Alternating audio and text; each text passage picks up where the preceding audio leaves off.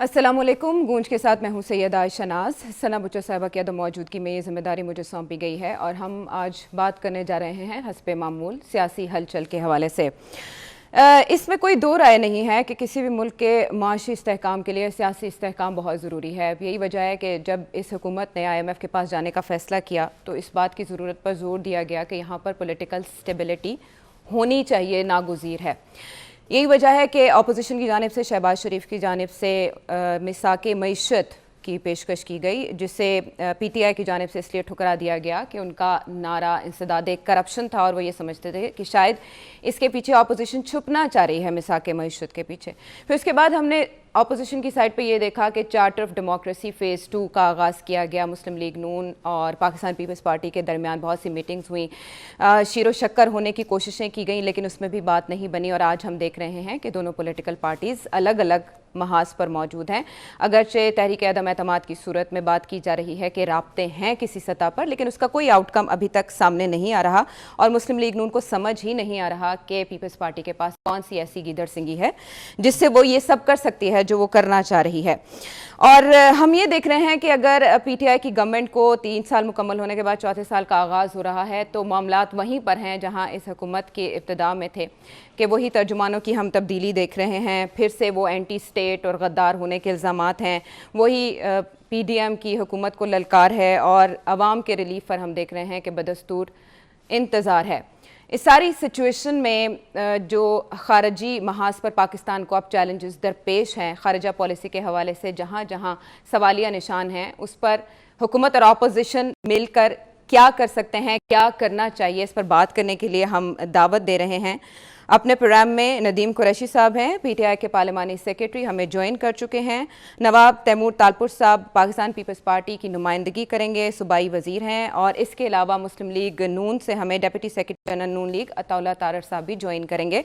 सबसे पहले मैं नदीम कुरैशी साहब, आपका हुक्मरान जमात से ताल्लुक़ है, तो आपसे ये जानना चाहूँगी कि आपको नहीं लगता कि जिस नहज पे मामलात वतन अजीज़ के जा रहे हैं, आपको ज़रूरत पड़ेगी कि आप अपोजिशन की तरफ ताउन का हाथ बढ़ाएं, चाहे वो शफाफ इलेक्शन का इनेकाद हो, चाहे खारिजा पॉलिसी के हवाले से तय करने वाले मामलात हों?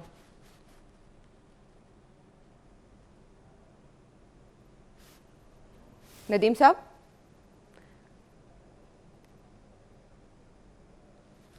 नदीम साहब तक शायद आवाज़ नहीं पहुंची। मैं जी नवाब बिस्मिल्लाह। तैमूर, जी नदीम साहब कंटिन्यू प्लीज़। अच्छा, मुझे तो आपकी ऑडियो का प्रॉब्लम आ रहा है।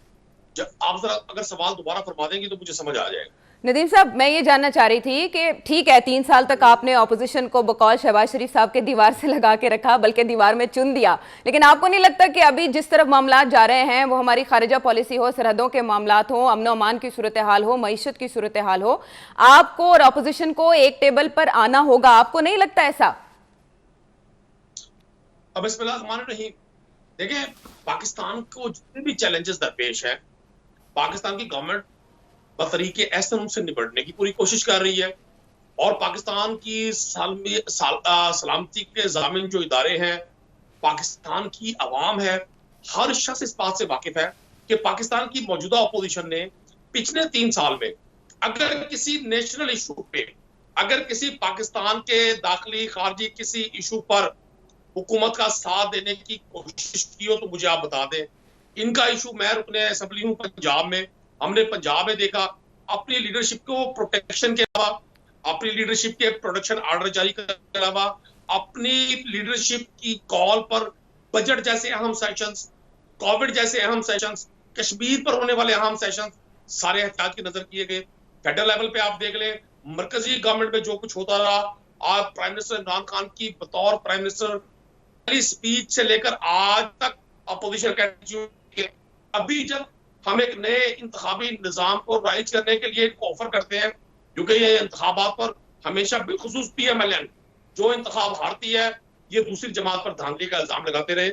ये माजी में बेनजीर भुट्टो, पीपल्स पार्टी और अपनी उन तमाम जमातों को जिनसे इन्होंने इंतखाब में शिकस्त खाई, उनको गैर मुल्की एजेंट तक करार देते रहे, सिक्योरिटी रिस्क करार देते रहे। मैं एग्जाम्पल इसलिए दे रहा हूँ कि जब भी अपोजिशन को ऑफर की गई कि आए बैठे नेशनल इश्यूज पर, इन्होंने अपने डोमेस्टिक इश्यूज को हमेशा प्रोमिनेंट रखा।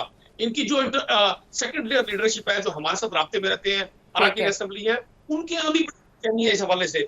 वो कहते हैं ये कैसा कैसा निजाम है कि जमात का एक लीडर जो 3 बार प्राइम मिनिस्टर रहा हो, अपोजिशन आ गई, केसेस थे उनके खिलाफ, बजाय इसके कि वो यहाँ अपने आप को उस के लिए अहल साबित करते, अपनी सफाई में कुछ करते, जब कोर्ट्स ने उनको सजा दी तो वो बजाय पाकिस्तान रहने के उन्होंने हमेशा की तरह दौरान इक़्तिदार भी वो हमेशा अपनी वेकेशंस, अपनी छुट्टियां बैरून मुल्क बनाया करते थे।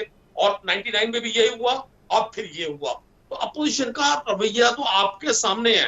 पीपल्स पार्टी का एटीट्यूड आप देख लें कि किसी नेशनल इशू पर उन्होंने कोशिश नहीं की कि अपोजिशन के तौर पे अपोजिशन मीटिंग इन गवर्नमेंट होती है दुनिया जहान में जो, और ये तो वो अपोजिशन है जो पिछले 35 साल मुख्तलिफ सूरतों में इक़्तिदार में रहे और आज भी सिंध में पीपल्स पार्टी की हुकूमत है।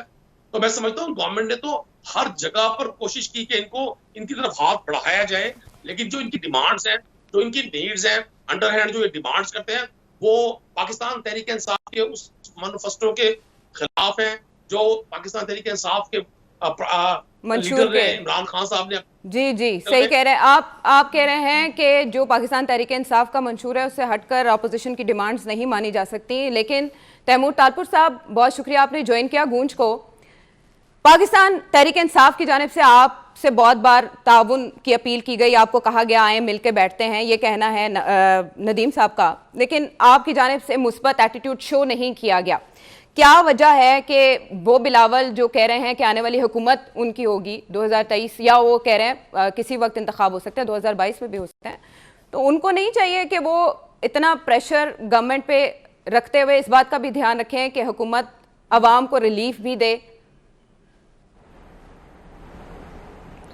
बिस्मिल्लाहिर्रहमानिर्रहीम, बहुत बहुत शुक्रिया सना बच्चा साहिबा।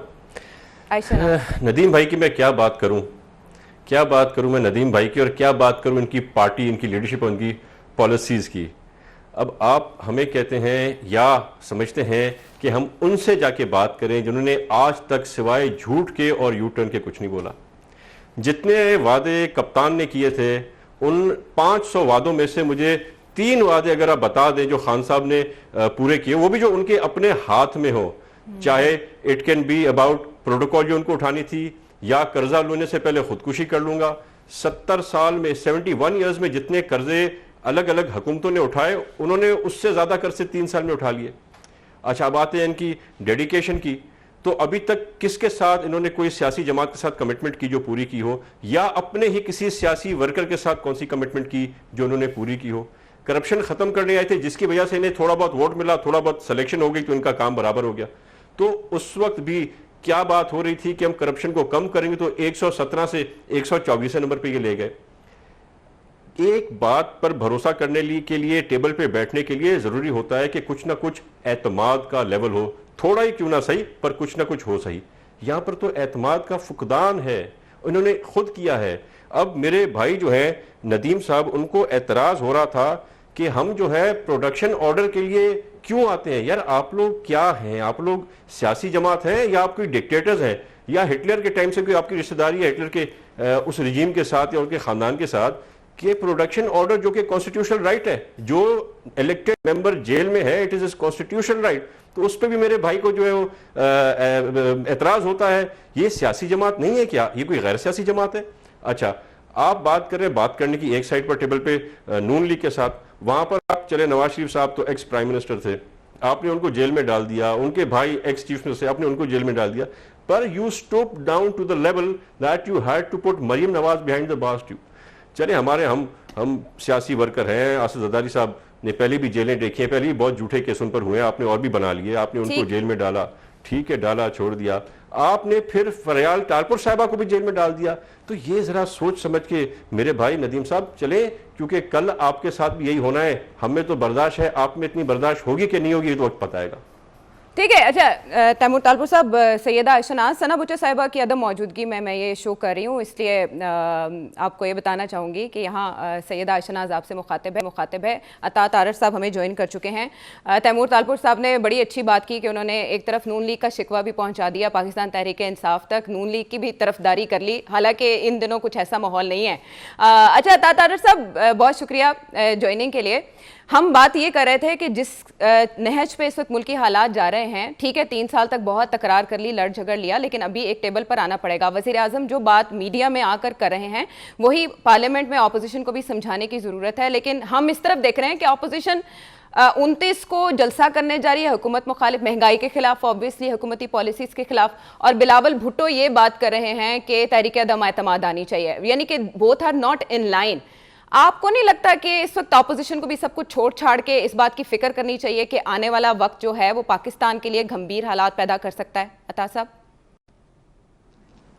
देखिए, एक तो हम कोई ना तजर्बेकार लोग नहीं हैं, हमारा एक वसी तर तजर्बा है पॉलिसी मेकिंग में, इस मुल्क की तरक्की में, डेवलपमेंट में, फॉरेन पॉलिसी में। हमने आज से कई बरस पहले, अभी कोई इतने हालात बिगड़े नहीं थे, तो मिसाके मईशत की बात की थी और इन्हें कहा था कि हालात बिगड़ने जा रहे हैं, एक आम आदमी इस मुल्क में पिस के रह जाएगा, आओ बैठो मेज़ पे बैठ के बात करो। मगर इन्होंने एक ना सुनी और आज गाड़ी इस मुल्क में सस्ती है और उसकी सेल हो रही है और रोटी महंगी है, मामला गुर्बत से भूख की तरफ जा रहा है, मिडिल क्लास आपने ख़त्म कर दी है, या बहुत अमीर रह जाएगा या बहुत गरीब रह जाएगा। इन्होंने मिसाके मईशत पे बात नहीं की, कोई बात नहीं। हमने दिल बड़ा किया, हम कोरोना के इजलास में गए, बिलावल भुट्टो जरदारी साहब भी थे और शहबाज शरीफ साहब भी थे। उनको देखकर इमरान अहमद नियाज़ी साहब ने वॉकआउट कर दिया। यानी पाकिस्तानी लोगों की ज़िंदगियों का दारोमदार जिस पे था, कोरोना पे एक नेशनल पॉलिसी आती, तमाम स्टेक होल्डर्स के कंसेंसस से आती, आपने गवारा नहीं किया, चलें कोई बात नहीं। उसके बाद नेशनल सिक्योरिटी से आगे कोई चीज़ नहीं है, इस मुल्क पे हमारी जान भी कुर्बान है। नेशनल सिक्योरिटी का इजलास हुआ, अस्करी क़यादत भी मौजूद थी, आपने पार्लियामेंट में आना गवारा नहीं किया क्योंकि आप अपोजिशन के साथ बैठना नहीं चाहते थे। बाद में आपने बहाने किए कि जी इन्होंने कहा था, ना आप उसका कोई सबूत पेश कर सके। तो मुझे बताएं हमने किसके साथ बैठना है और कब बैठना है और क्यों बैठना है और इसकी ज़रूरत क्या है। यानी एक शख्स जो है वो अपनी हर तकरीर में चोर डाकू के नारे लगाता है, तो हम इसके कोई जर खरीद गुलाम तो नहीं है। बाप भी तो उन्हें सिलेक्टेड कहते हैं ना, वो उनका एतराज ये है कि आप उन्हें बात नहीं करने देते, इसलिए वो किसी इजलास में नहीं बैठते। नहीं, देखिए वो सिलेक्टेड नहीं है क्या? उनको नहीं पता कि वो सिलेक्टेड है? उनको नहीं पता कि जनूबी पंजाब महाज क्या था और इनकी पार्टी में जो लोग शामिल कराए गए हैं वो क्या था, आरटीएस का बैठना क्या था? देखिए वो अपनी जगह पे है, मगर नेशनल सिक्योरिटी के इजलास में आते, बात करते। क्या उन्होंने बजट इजलास के इख्तिताम पे स्पीच नहीं की? उस हंगामे के बावजूद स्पीच नहीं की? क्या किसी ने उनको रोका? तो बात यह है कि जब आपकी जाती अना, पहाड़ जैसी अना आड़े आएगी, तो आप इस मुल्क की क्या खिदमत करेंगे? आप अमेरिका जाते हैं, आप कहते हैं मैं एसी उतार दूंगा। आप अमेरिका जाते हैं, कहते हैं मैंने शाहिद अब्बासी को बंद कर दिया। आप महातीर के साथ मलेशिया में खड़े होते हैं तो कहते हैं कि हम चोर डाकुओं की कौम है। तो ठीक है, फिर आप निपटे ना।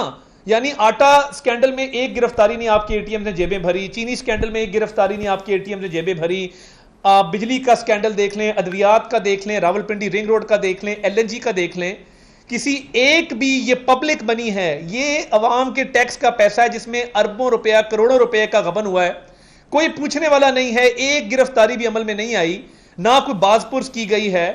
वो सिर्फ इतना है कि खाता है तो बताता भी है। जी, खाता है तो बताता भी है। ये बड़ा अपने ही नामजद इदारों से की माजरत, ये बात जरा नदीम साहब के सामने भी रखते हैं। जी जी, इंक्वायरियां करा के अपने लोगों को एनआरओ दिया हुआ है। जी जी जी, नदीम साहब ये क्या बात है? वैसे इसका क्रेडिट पाकिस्तान तहरीक इंसाफ की जानिब से बहुत लिया जाता है कि इससे पहले माजी में किसी ने अपने दोस्तों का नाम तश्तस्बाम नहीं किया था या उनके खिलाफ पब्लिश होने वाली रिपोर्ट पब्लिक में नहीं लाई थी, लेकिन इमरान खान साहब ने ये किया कि अपने करीबी बहुत से लोगों के नाम जो थे वो सबके सामने रखे। ये और बात है कि उनके खिलाफ कार्रवाई नहीं हो सकी। द सेकेंड पॉइंट जो अता साहब का था वो अना है वजीर आजम के अंदर। At what point Imran Khan साहब अपनी अना को एक तरफ रखकर ऑपोजिशन को दावत देंगे कि आए उस मेज पर आकर बैठते हैं जहां वो पहले कभी मिलके नहीं बैठे? देखिए आयशा, जिस शख्स ने 22 साल जद्दोजहद की हो, तन तनहा जद्दोजहद की हो, दुनिया की हर तकलीफ बर्दाश्त की हो, जिसको कहा जाता था कि इसको शेरवानी का बटन नहीं देंगे, जिसको कहा जाता था कि दीवाने कहा करेंगे इसको, ये वजीर आज़म जा रहा है। आज सोशल मीडिया पे वो सारे क्लिप्स मौजूद हैं। जिसको तांगे की पार्टी कहा जाता था, उस शख्स ने स्ट्रगल की, अल्लाह ताला ने उसको कामयाब किया। एक तो किसी के जुबान चबा चबा के ये कहने से जी सिलेक्टेड है, इनको पता है सिलेक्टेड है, आरटीएस सिस्टम बैठ गया था, कोई फर्क नहीं पड़ता। हमने अगर अपने मुखालफों से अच्छाई का सर्टिफिकेट लेना होता तो पाकिस्तान की आवाम से हम रुजू ना करते, जिनके खिलाफ स्टेटस को, जिन ताकतों के खिलाफ इमरान खान ने स्ट्रगल की, वो ताकतें कभी इमरान खान को एक्नॉलेज करेंगी जी। अभी मेरे भाई ने, तारक साहब ने फरमाया कि जी ये तो आरटीएस सिस्टम की पैदावार है। भाई उसी आरटीएस सिस्टम की पैदावार तो आप लोग हैं। आप नेशनल असेंबली में जितनी सीट्स आपके पास हैं, आपके पास प्रोविंशियल असेंबली पंजाब में जितनी सीट्स हैं, आपकी इत्तेहादी सिंध में पीपल्स पार्टी जो गवर्नमेंट बना रही है उसी सिस्टम के तहत है। आपने आरटीएस का क्वेश्चन करना था तो अपनी ब्लू वाई नजम सेठी साहब से करें, उन लोगों से करें जो उस वक्त केयरटेकर गवर्नमेंट में थे, जिनको आपने और पीपल्स पार्टी ने मिलकर डिप्यूट किया था। मतलब ये तो पाकिस्तान की आवाम को डिट्रैक्ट करने वाली बात है। कतन इमरान खान एक ऐसे मिजाज का शख्स है जिसका कोई जाती एजेंडा नहीं है। ये करे ना साबित। अभी उन्होंने बहुत सारे इल्जाम लगाए, ये पॉपुलर स्लोगन्स हैं, मकबूल नारे कि जी अरबों का फ्रॉड हो गया, अरबों। असल तो एक तो ये अरबों से बड़े मुतासिर है। वो अलिफ से बड़ा अरबों पे बैठा हुआ है कि हम अरबों की बात जरूर करनी है। अच्छा। मैं कोई कर्ज कर दूं, इमरान खान का एजेंडा नहीं है।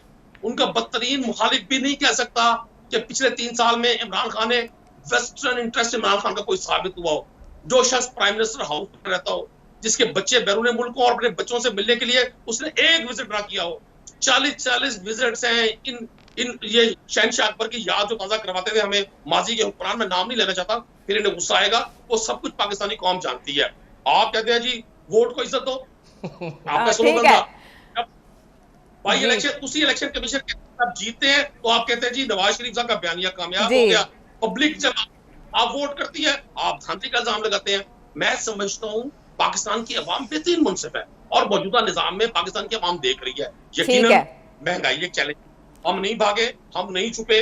गवर्नमेंट का, प्राइम मिनिस्टर का फोकस हर उस चीज पर है जो आम आदमी की जिंदगी में बेहतरी लाए। मतलब गरीब की बात तो गरीब करे ना। अब मजदूर की बात वो शख्स करे जो $1 बिलियन का जिसकी मलकियत है। गरीब की क्या तजाद की निशानदेही आप कर रहे हैं? वैसे नदीम साहब, तांगा पार्टी की आपने बात की, तो जिन्होंने तांगा पार्टी कहा था वो साथ ही आप में भी बैठे हैं और वो आपको मशवरे भी देते हैं और वही आपकी हुकूमत के रहने की गारंटी भी देते हैं। और फिर दूसरी बात जो आपने आरटीएस की 35 पंक्चर के इल्ज़ाम का भी आपको याद होगा कि उसका क्या अंजाम हुआ। हमारे मुल्क में इल्ज़ामात की सियासत खूब चलती है, खूब नपती है, लेकिन सबूत कहाँ है, साबित किस पे करना है, ये बात दरमियान में कहीं रह जाती है। अभी हम बात को दरमियान में छोड़ेंगे, वापस आते हैं ब्रेक के बाद।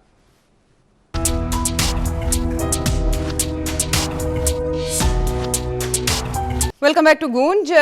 ब्रेक पर जाने से पहले बात कर रहे थे नदीम कुरैशी साहब के इमरान खान साहब ने हमेशा स्टेटस को की सियासत के खिलाफ जद्दोजहद की है। 2 पार्टी सिस्टम जो पाकिस्तान में एक अरसे से चल रहा था उसको ब्रेक खान साहब ने लगाए हैं, ये उनका क्रेडिट है।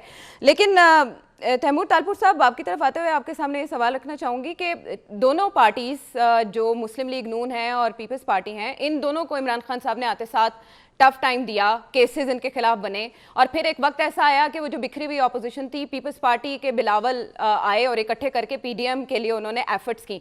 लेकिन अब एक बार फिर हम देख रहे हैं कि हुकूमत को इस तमाम अरसे में कोई टेंशन नहीं रही, यहाँ तक कि पीडीएम खुद मुंतशर हो गई।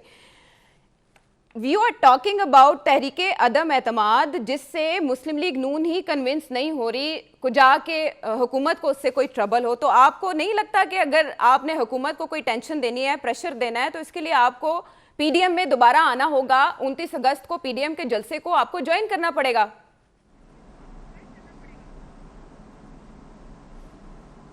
तैमूर साहब से हमारा राब्ता जो है वो मुनक़ता हो गया है। यही अताज साहब से बात कर लेते हैं, उनके सामने क्वेश्चन। अताज साहब, बात तो आपने मेरी सुनी होगी, आपको क्या चांसेस हैं कि आप दावत देंगे पाकिस्तान पीपल्स पार्टी को कि वो एक वफ्द के ज़रिए ही वहाँ अपनी नुमाइंदगी कर ले आपके जलसे में?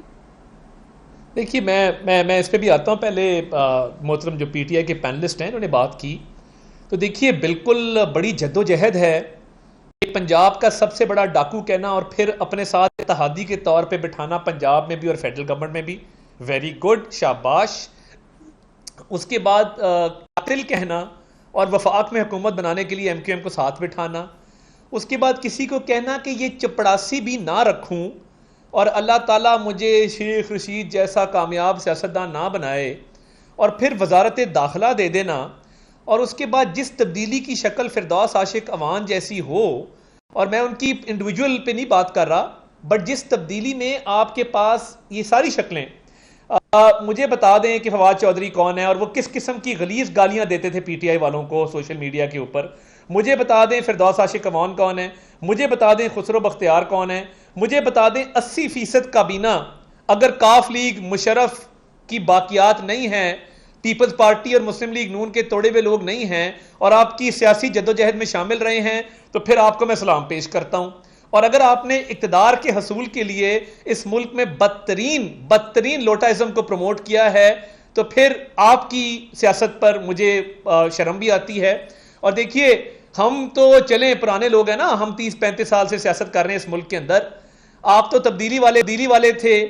आज भी आप एड़ियां रगड़ते हैं कि इत्तेहादियों के सामने ब्लैकमेल होके घुटने टेक देते हैं, मगर असल बात यह है कि असूलों पे कॉम्प्रोमाइज हो जाए, इक्तदार हाथ से नहीं जाना चाहिए। इज्जत तो आनी जानी चीज है ना जी। तो इस मुल्क में आपका ये वतीरा रहा है जी। These are the non facts ना, रेटरिक है ये, पॉलिटिकल इसमें बात होती रही है। आपको पता है हमारे मुल्क में जो सिस्टम है, पॉलिटिकल सिस्टम, उसकी आबियारी कहाँ से होती है, फिर किस तरह से बनते हैं इत्तेहाद, फिर किस तरह से टूटते हैं। ये तो these are not new things. Khan साहब को भी वही सब कुछ मिला। कह रहे हैं ना, हमारी जेन्युइन जद्दोजहद है। कौन सी जद्दोजहद है? ओके, और ये कैसी जद्दोजहद है कि पंजाब में हम ठीक है, हम सिंगल लार्जेस्ट पार्टी थे पंजाब में 2013 में। मैं आपको एक छोटी सी एग्जांपल में आ जाता हूं, छोटी सी एग्जांपल। 2013 में हमारी और JUIF की मेजॉरिटी थी KPK में। हमने इनको हुकूमत बनाने दी बिकॉज हम जमहूरी जहनियत के लोग हैं। पंजाब में इन्होंने जो किया, जहांगीर तरीन का जहाज इस्तेमाल हुआ, और ये कहते हैं प्राइम मिनिस्टर हाउस में वो अकेला रहता है, तो पहले भैंसें बेची, फिर 4 गुना ज्यादा कीमत पे टेंडर किया, गाड़ियां बेची, फिर नई गाड़ियां खरीदी। आज की खबर है कि अरबों रुपए, क्योंकि आप लूट रहे हैं तो मुझे कहने का ये पूरा हक हासिल है, अरबों रुपए PM हाउस और ऐवान सदर की ताज़ीन और राइश पे खर्च किए गए हैं। कमर्शियल जेट और साइकिल पे जाने का दावा करने वाला हुक्मरान आज चार्टर्ड जेट के अलावा सफर नहीं करता। तो ये छोड़ दें, लंबी फहरिस्त है आपके यू टर्न्स की और शाह खर्चियों की। और देखिए, बाहर के दौरों की तो आप बात ही ना करें। आपका एक दौरा भी जो रिसेंटली है कमर्शियल जेट पे नहीं है, आप चार्टर्ड जेट पे जाते हैं, सरकार के खर्चे पे जाते हैं। छोड़ दें इन बातों को, इसको कहते हैं पेनी वाइज पाउंड फूलिश। देखिए, जहां तक पीपल्स पार्टी की बात है, PDM के हवाले से हमारा लाहे-अमल बिल्कुल क्लियर है। वो जिस तरह छोड़ के गए, जिस तरह हमने जो है उन्हें कहा कि जी वापस आने की ये शराइत हैं, वो मेरा ख्याल है अब माजी में है। पार्लियामान के अंदर ज़रूर उनकी एक प्रेजेंस है और हम एक जॉइंट अपोजिशन के तौर पे काम करेंगे, मगर PDM के हवाले से ना उनकी तरफ से कोई ऐसी ऑफर की गई है ना हमारी तरफ से। वो मामला पुराना हो गया है। और अगर वो देखिए, अगर वो ये हमारे बड़े बड़े जलसे हुए हैं, सवात में भी हुआ है, और अगर आने वाले वक्तों में वो समझते हैं कि वो इन इज्तिमात का हिस्सा बनना चाहते हैं, तो वो रुजू करेंगे PDM से। तो PDM की क़यादत और PDM की तंजीम इसका फैसला करेगी कि आगे क्या शराइत होंगी और किन टर्म्स एंड कंडीशंस पे पीपल्स पार्टी के साथ इस जो एहतजाजी तहरीक है इसको आगे कैसे बढ़ाया जा सकता है। पार्लियामान में हमारा उनसे बिल्कुल एक अच्छा वर्किंग और कॉर्डियल वर्किंग रिलेशनशिप है, but as far as the agitation concerned है और PDM है जी, कश्मीर इलेक्शन में आपने अच्छा वर्किंग रिलेशनशिप रखा, क्या इस पे बात हो रही है? अता साहब, अगर आप कोई सॉलिड बात बताएं, जैसे जरदारी साहब भी मुफाहमत की बात करते हैं, आप तो शहबाज शरीफ साहब आगे आए हैं, वो भी मुफाहमत की बात करते हैं, फिर तो आप लोगों को एक साथ मिलकर इस हुकूमत को टफ टाइम देना चाहिए। अता साहब, देखिए, बात यह है कि हम ज़रूर पार्लियामान के अंदर टफ टाइम देंगे, मगर किसी को ये इजाज़त नहीं देंगे कि वो ऑपोजिशन के इत्तेहाद को कमज़ोर करे। और वो मैंने टर्म्स एंड कंडीशन बड़ी क्लियर बता दी हैं कि वो PDM की जो तंजीम है, PDM की जो क़यादत है, वो इसका फैसला करेगी, मगर उसके लिए कुछ कॉन्फिडेंस बिल्डिंग मेजर्स की ज़रूरत है।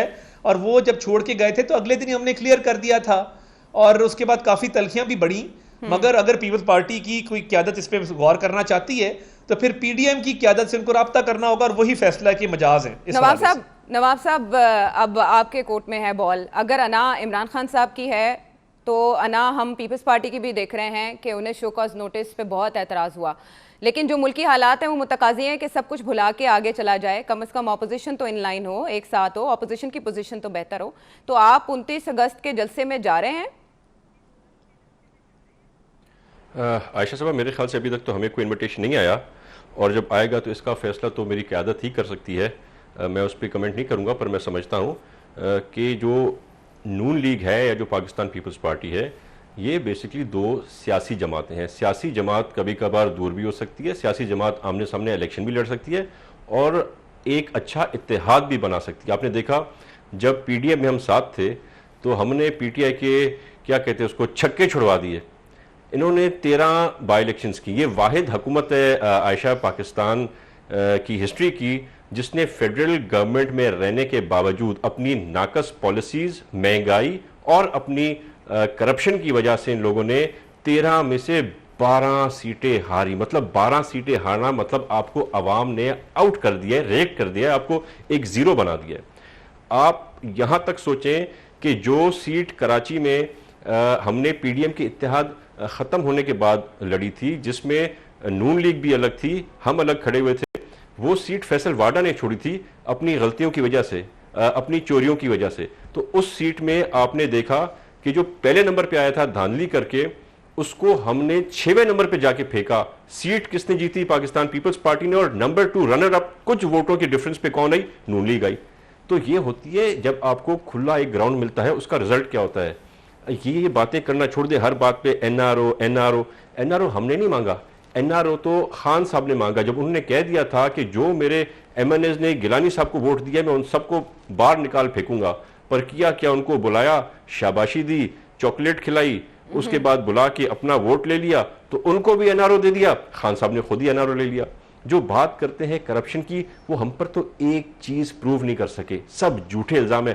पर जब आप खान साहब की गिरेबान में झांकते हैं तो 40 अरब रुपए बहुत बड़ा मारूफ होता है। 40 अरब रुपए हमारी बहन अलीमा बाजी ने एमनेस्टी के थ्रू साफ करवा दी, और हमें कहती हैं कि मैं कपड़ों का काम करती हूँ, कपड़े सीती हूँ। तो ऐसा करते हैं, हम कहते हैं हमें भी थोड़ी सी पार्टनरशिप दे दे, हमें भी थोड़ी पार्टनरशिप दे दे, हम भी अरबों कमा के दे के, हम तो भाई किसी काम में अरबों तो नहीं कमा सकते, ये दर्जी के काम से कमाते हैं। तो आप अगर आयशा जी मेरे साथ पार्टनरशिप करने को तैयार है तो कहते हैं नदीम भाई को हमें भी थोड़ा सा बिजनेस सिखा दे। तो ये सब चीजें लोगों के सामने आ गई। उनको पता था इनका मकसद था आके पैसे कमाना, इन लोगों ने पैसे कमा लिए। हर वजीर को एक टाइम पीरियड दिया हुआ, इतने पैसे में कमाओ, छुट्टी करो, दूसरा है वो कमाए, छुट्टी करो, तब तक इनके 5 साल अगर पूरे हुए तो इनका पूरा फोकस आ जाएगा। और वैसे भी उन्होंने they have come for the first time and the last time. पहली बार आए हैं, आखिरी बार आए हैं, फिर इनको आना नहीं है। तो जितनी ये तबाही मचा सकती है मचा के जाएंगे। अच्छा, पहली और आखिरी बार आए हैं, वैसे नदीम साहब कह रहे हैं, नवाब साहब के पहली और आखिरी बार आए हैं तो जितना लूटा जा सकता है वो लूटें। ये एक बार फिर हम इल्जामात की सियासत का एक रुख देख रहे हैं। ज़िमनी इलेक्शन जिसकी बात नवाब साहब ने की, वो कह रहे हैं खुला ग्राउंड मिले तो नताइज मुख्तलिफ होंगे। आपका क्या ख्याल है कि पाकिस्तान तहरीके इंसाफ क्या मैच फिक्स करके जीतती है? देखिए आयशा, एक तो बड़ी अहम चीज आपने देखी कि आपने दोनों पैनलिस्ट से, पीएमएलएन वाले साहब जो हैं, पीपल्स पार्टी के जो नवाब साहब हैं, इनसे सवाल किया एक दूसरे का, और इन्होंने बौछार कर दी इमरान खान साहब पे। मैंने सुना था, पहली बार देखा है कि इक़्तिदार से दूरी जिस्मानी सेहत के साथ साथ ज़हनी सेहत भी मुतासिर कर देती है। अभी जो पीएमएलएन वाले दोस्त हैं ये फरमा रहे थे कि जी ये सारे इन्होंने वो लोग इकट्ठे किए जो काफ लीग के थे या नून लीग के थे। मैं इनको याद दिलाना चाहता हूँ, इन्होंने लोटाइज्म की बात की। इन्हें शायद याद हो कि यहाँ इस मुल्क में छांगा मांगा की पॉलिटिक्स जिस शख्स ने शुरू की थी वो जनाब के कायद हैं। इस मुल्क में अगर किसी शख्स ने सबसे पहले मुस्लिम कुशी की, मोहम्मद खान जुनिजो के एक वजीर आला थे जिनको ये जानते हैं, कौम भी जानती है। जब मोहम्मद खान जुनिजो की असम्बलियां तोड़ी गई 88 में, तो सबसे पहले जज़ियाउल्लाह की गोद में जाकर साहब बैठे थे। आज वो जमहूरियत के चैंपियन है, कहते हैं जी मैं अब नजरियाती हो गया हूँ। इनसे पूछे कि अभी माजी करीब में 2008 से 13 तक अता मानिका की क़यादत में एक फॉरवर्ड ब्लॉक बना के मुस्लिम लीग काफ का एक साहब ने हुकूमत की थी जो खादी में अलग कहलाते थे अपने आप को। इनसे जरा पूछे अमीर मकाम कौन थे, मारदी मेमन कौन थी, ये कौन साहब थे, ये दानियल अजीज कौन थे, तो भाई दावा ये उस्मा बुखारी साहब बनी हुई है, वो तो किरदार कशी किया करती थी मियां साहबान की फैमिली की। तो भाई बातें वो करें जिन पर आपने खुद अमल ना किया हो। अभी आपने फरमाया कि मुझे शर्म आई, हमने तो मुझे बड़ी खुशी हुई। चले का हम तो स्टेटस को के लोग हैं। आपको ये शर्म आई? कौन चाहती थी आपको शर्म आ जाए? पाकिस्तान की अदालतों ने आपको सिसिलियन माफिया का, अंडरवर्ल्ड का डॉन का आपसे पूछा कि ये आपके इवन फील्ड्स के महल कहां से आए। आपकी लीडर ने कहा कि मेरी पाकिस्तान में तो क्या, दुनिया में तो क्या, पाकिस्तान में कोई प्रॉपर्टी नहीं है। आज उन्होंने 90 बिलियन की प्रॉपर्टी डिक्लेयर कर दी। चले किसी बात पर तो आपको शर्म आए। अच्छा, अभी नवाब साहब कह रहे थे कि जी नदीम भाई से कारोबार सिखाएं। पूरी कारोबार सीखे आप मुजफ्फर अवैस टप्पी साहब से, या ये पीएमएलएन के साथी बताएंगे आपको। इनके एक लीडर के साहबजादे हैं, उनका नाम है सलमान शहबाज। वो बेचारे 40 अरब नहीं कर सके ना वाइट, उन्होंने नहीं किया वाइट। ठीक है, ठीक है। हाँ, शिकवा जवाब शिकवा यहाँ भरपूर तरीके से जारी है। वो कोई बात करते हैं, फिर वहाँ से जवाब आता है। देख रहे हैं कि सियासत पाकिस्तान की ऐसे ही उलझी है, यहाँ तक कि जो ये समझते हैं कि वो नज़रियाती हैं, वो भी उसी नौइयत की सियासत में उलझे हैं, वही इल्ज़ामात हैं। और तब्दीली की जो एक एफर्ट थी, जो कोशिश थी, जिसका आवाम को आसरा था, हनूज दिल्ली दूरस्त। ब्रेक के बाद वापस आते हैं।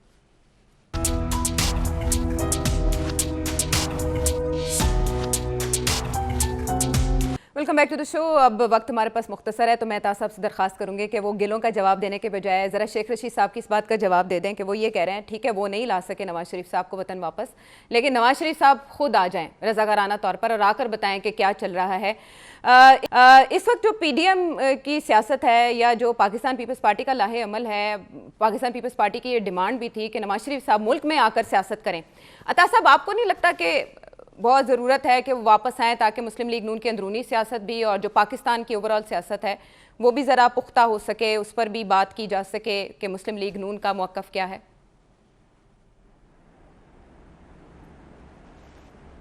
बेटे से तनख्वाह ना लेने पे निकाला गया, अरशद मलिक ने कैसे फ़ैसला दिया वो अब दुनिया में नहीं रहे, पूरी दुनिया जानती है। जिस तरह 3 सुपरवाइजरी जजेस सुप्रीम कोर्ट के बिठाए गए, उनके तहत डे टू डे हियरिंग करके तो सज़ा दिलवाई गई, आज तक कोई चीज़ साबित नहीं हो सकी। बाकी इनका पॉलिटिकल रेटरिक है, वो इनका राइट है, हम इनके मुखालिफ हैं, ज़रूर करें।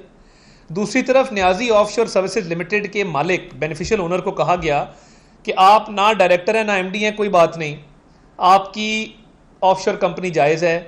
आपने बनी गाला लिया, फ्लैट बेच के लिया था या साबिका ससुरालियों ने उधार दिया था या गिफ्ट दिया था, आज तक ये इस्टेब्लिश नहीं हो सका। कभी कहते हैं कि बनी गाला मैंने लिया था बेच के अपने फ्लैट्स जो मैंने काउंटी खेली थी, फिर कहते हैं कि जमाइमा का जो जनरल पावर ऑफ अटर्नी उसमें लिखा है कि ये गिफ्ट है। चले छोड़ दें इन बातों को। मियाँ नवाज शरीफ की सेहत को हम ज़िंदगी को बिल्कुल ख़तरे में नहीं डाल सकते, वो आएंगे, इन्होंने भेजा है ना, तो अब कारे जहाँ दराज है, मेरा इंतज़ार कर, वो मर्जी से वापस आएंगे और जब उनके डॉक्टर्स उनको डिक्लेयर करेंगे कि वो फिट हैं, वो आ जाएंगे। बिल्कुल, मैंने तो उन्हें मशवरा दिया है कि दिन में 2 दफ़ा दावत दे रहे हैं उन्हें जलसे में आने की। देखिए बात यह है कि ये राब्ता करेंगे, ये छोड़ के गए थे ना, किसी ने इनको निकाला तो नहीं है, तो ये छोड़ के गए थे, ये राब्ता करेंगे तो फिर पीडीएम की पूरी तंजीम मौजूद है, पूरी क़यादत मौजूद है, वो फिर उस पर गौर करेगी। पर ये नहीं हो सकता कि छोड़ के आप खुद जाएं और वापसी की ऑफर आप हमारे से लें। जो छोड़ के गया है वापसी के लिए भी उसी को रुजू करना होगा। नहीं अता साहब, आज तक इत्तेहाद में कभी हुआ नहीं, पाकिस्तान में जितने इत्तेहाद बने कि शो कॉज किया जाए किसी पार्टी को, वो भी उस पार्टी को जिसके सिस्टम में स्टेक्स हैं, तो ये गिला तो उनका बजा है। नहीं देखिए बात ये है, नहीं बात ये है, गिला बजा नहीं है। हमने देखिए अपने पूरे वोट डलवा के यूसुफ रज़ा गिलानी साहब को सेनेटर बनवाया, तो अगर चेयरमैन सेनेट की सीट लड़ना मकसूद था और उसके बाद हमने उसमें भी पूरा अपना किरदार अदा किया, वो एक वोट से धांधली करके गिलानी साहब बने, उसके बाद लीडर ऑफ अपोजिशन की जब बारी आई, हमें दरख्वास्त तो करते, हमारे से बात तो करते, हमें कहते तो सही, मगर पीछे जाके संजरानी जिसके खिलाफ केस किया हुआ है उसी को दरख्वास्त दे दी, तो मैं समझता हूँ मुनासिब नहीं था। वो मसला उस वक्त हल हो सकता था और खुश असलूबी से हो सकता था, तो वो मैं नहीं समझता कि इनका गिला बजा है। उस वक्त ये अगर ठीक तरीके से खुश असलूबी से इस मामले को हल करने की कोशिश करते तो हम बड़े फ्लेक्सिबल लोग हैं और हम सियासी लोग हैं, हम बिल्कुल उस पर बात करने को तैयार थे। हम पीडीएम की तरह थोड़ी हैं कि मांगे तांगे के लोग हों जी। और नून लीग की जानिब से हमेशा ये कोशिश की जाती रही कि पीपल्स पार्टी के साथ जो माजी में हुआ उसके तलाफ़ी की जा सके। अभी आपको लगता है कि इस मौके पर पाकिस्तान पीपल्स पार्टी को इस इम्प्रेशन को रद्द करने की कोशिश करनी चाहिए कि उन्होंने पीठ में छुरा घूंपा है पीडीएम की या नून लीग की? देखें जी, पहली बात तो ये मामला तब शुरू हुआ जब कुछ ऐसी ट्वीट्स पीएमएल नून की तरफ से आने लगी जो गैर सियासी थी, जो बातें हमें अपने बंद कमरों में करनी चाहिए थी, अपनी मीटिंग में पीडीएम के उस फोरम पे करनी चाहिए, वो चीज़ें सोशल मीडिया पे आनी नहीं चाहिए थी। उसके बाद ऑफ कोर्स थोड़ा दूर होना शुरू हो गए थे। फिर हम पे इल्ज़ाम लगते रहे, कुछ ऐसे इल्ज़ाम जो गलत थे। फिर हमने जिन मेंबर्स से वोट लिए जो कि बाप पार्टी के सपोर्टर थे पर कभी भी बाप पार्टी के वो मेंबर नहीं, इंडिपेंडेंट्स थे, तो उन्होंने उनको छोड़ के हमें वोट दिया। जब तक हमारे लोग वोट कर रहे थे, कोई भी वोट कर रहा था किसी भी जमात से, पीटीआई से भी, तो वो एक्सेप्टेबल था। पर जब हमने इंडिपेंडेंट वोट कर लिया तो उस पर भी एतराज़ हुआ। बहरहाल जो हुआ सो हुआ। मेरे ख्याल से हम मजबूरी में छोड़ के गए थे, हम इसलिए छोड़ के गए थे क्योंकि एटीट्यूड्स अच्छे नहीं थे। और अगर वो दावत देना चाहते हैं नून लीग की क़यादत, तो वो दावत दें हमारी लीडरशिप को। हो सकता है वो कबूल कर लें, हो सकता है वो वापस आ जाएं, पर मेरे ख्याल से हमारा अपना वापसी का रास्ता नहीं इख्तियार हो सकता इस तरह से। हम अपनी जो है काम करते रहेंगे, वो अपना काम करते रहें। मिशन में दोनों का मेरे ख्याल से एक ही है, एम दोनों का एक ही है। मेरे ख्याल से हम ऐसे भी इफेक्टिवली काम कर सकते हैं, पर ये सिर्फ जहन में रखना चाहिए कि जैसे मैंने आपको बताया कि जब तक हम साथ थे तो सिर्फ एक सीट जीत सकी पीटीआई हमसे, और दूसरी सीट उसने तब जीती उन 14 सीटों में से जब पीडीएम का ये इत्तेहाद टूट गया था। और अभी भी आपने देखा कश्मीर में भी हमें ज़रूरत पड़ी तो हमने एक इत्तेहाद बना लिया। आखिर में अगर ये इत्तेहाद भी पहले बनता तो मेरे ख्याल से बहुत बड़ा डेंट निकालते हम पीटीआई को। हालांकि उन्होंने जितनी धांधली की, जिस तरह से पैसे इनके वजीरों ने बांटे, इलेक्शन डे पे इनके वजीर, इनके वज़रा और इनके डिप्टी स्पीकर आके बैठ गए, उन सब चीज़ों के बावजूद फिर भी मैं समझता हूँ हमें देखना चाहिए आगे के लिए, जो पाकिस्तान के लिए बेहतर है वो करना चाहिए। अवाम की आज क्या चीखो पुकार है, वो भी लोग जिन्होंने पीटीआई को वोट दिया था, इनके जो जाले होते थे, जो इनके फंक्शंस में जाके गाने गाते थे, वो भी आज कह रहे हैं कि जी हमने बहुत बड़ी गलती कर दी इनको वोट देकर। तो उन सब का ही ये डिमांड है कि हमें इनसे निजात दिलाओ, इस महंगाई को लोग बर्दाश्त नहीं कर सकते। निजात दिलाने की बात ही बिलावल करें और इसके लिए वो नून लीग को रिक्वेस्ट कर रहे हैं। कता कलामी की माजरत। नदीम साहब जाने से पहले जरा कहिएगा, 75वां यौम आज़ादी हम सेलिब्रेट करने जा रहे हैं, लेकिन पाकिस्तान में सियासत की वही एक टांग हम देख रहे हैं, उसी रविश पे चल रही है। ये पंजाब में क्या खलबली मची हुई है, ये तर्जुमान एक बार फिर तब्दील हो गए हैं। समझ नहीं आ रही कि पंजाब की सियासत किस रुख पर है, कौन चला रहा है यहाँ पर। नदीम साहब ये आप मुझे मुझसे पूछते हैं, मैं आपको असल स्टोरी बताता। अच्छा, ये तो ढकी हुई छोटी स्टोरी बताएंगे। नदीम साहब पंजाब की सियासत बिल्कुल ठीक रुख में जा रही है।